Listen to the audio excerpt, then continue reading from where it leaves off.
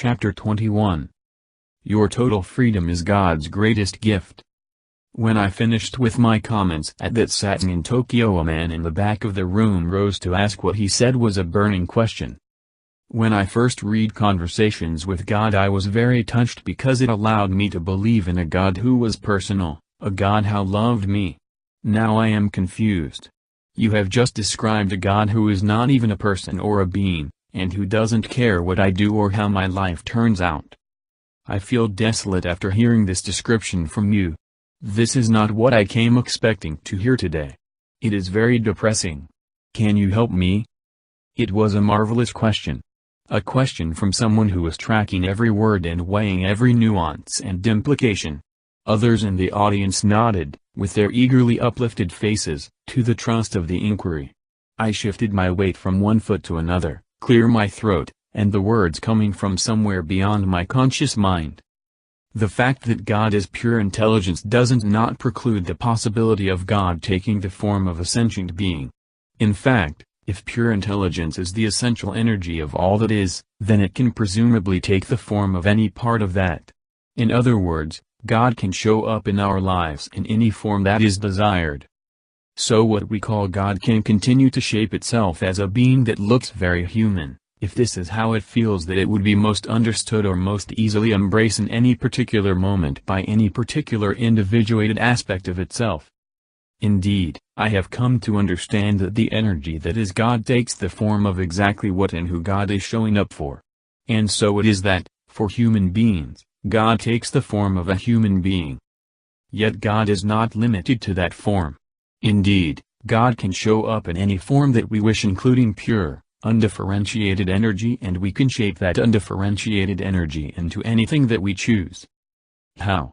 By using the process of personal creation. Now the audience perked up.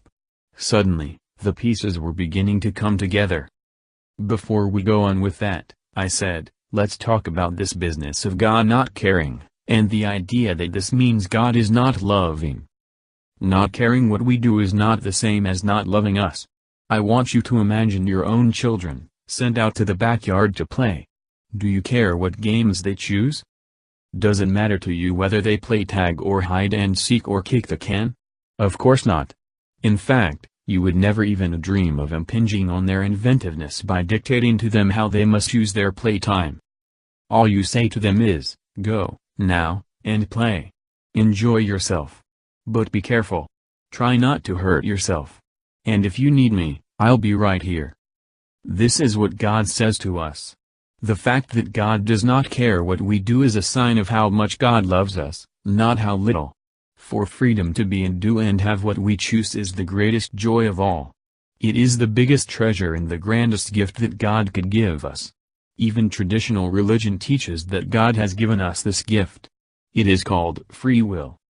Again, nods of recognition and understanding rippled through the audience. You could see that people were getting it.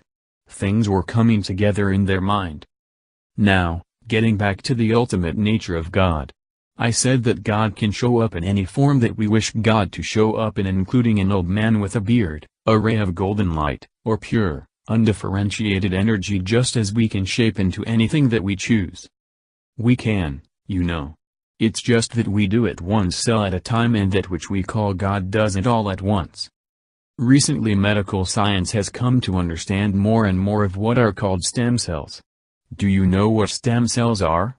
They are cells in the body that have no particular characteristic whatsoever. But they can adopt characteristics by renewing themselves through cell division and differentiating into a wide range of specialized cell types. Conversations with God says that the purpose of life is to recreate ourselves anew in the next grandest version of the grandest vision ever we held about who we are. This is precisely what is going on in your body right now. Medical science has now learned that stem cells can be coaxed into becoming cell of any part of the body whatsoever, including heart of brain cells. Now if God can create something as marvelous as undifferentiated cells in all multicellular organisms that can become any body part at all, what do you suppose God can do with itself? The audience grew silent. Could we call God simply undifferentiated life, from which all individuated life emerges? Would it be so far-fetched to imagine God as the mother of all stem cells?